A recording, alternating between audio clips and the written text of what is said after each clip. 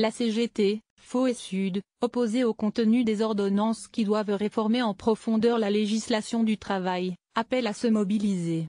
Suivez la journée en direct. Ce sera un test. Pour la première journée de mobilisation sociale contre la réforme du Code du travail engagée par Emmanuel Macron, syndicats, politiques et gouvernement auront les yeux rivés sur la participation. À l'appel de la CGT et de Faux notamment, 180 cortèges sont annoncés dans toute la France. La plus grosse manifestation doit avoir lieu à Paris. La préfecture de police table sur la présence de 10 000 manifestants, les organisateurs espèrent bien faire exploser ce chiffre. Des perturbations sont attendues, notamment dans les transports.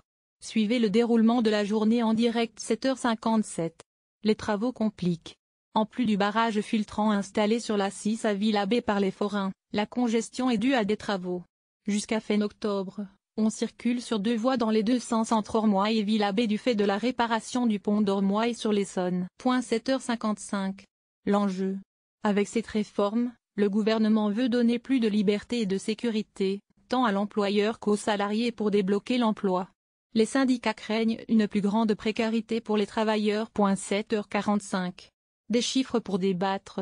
La France a créé 81 400 emplois plus 0,3%, au deuxième trimestre, dont 76 800 dans le secteur privé, selon l'INSEE. 7h40.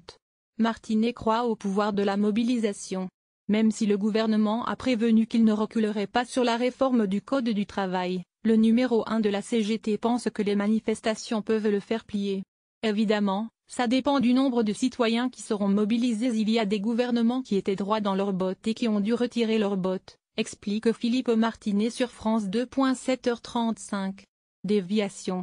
La préfecture de police de Paris conseille d'éviter le secteur des Champs-Élysées. 7h15.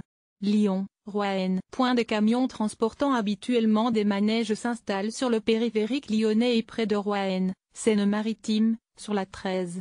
Ils bloquent le passage dans le sens Cannes-Roanne à hauteur de Maison Brûlée. 7h. Les forains lancent la danse. Comme l'avait promis Marcel Campion, les forains commencent leurs opérations de blocage. Un barrage filtrant composé de 3 camions congestionne le périphérique intérieur à la hauteur de la Porte d'Ivry. Un autre barrage est installé sur la 6, à hauteur de Villabé.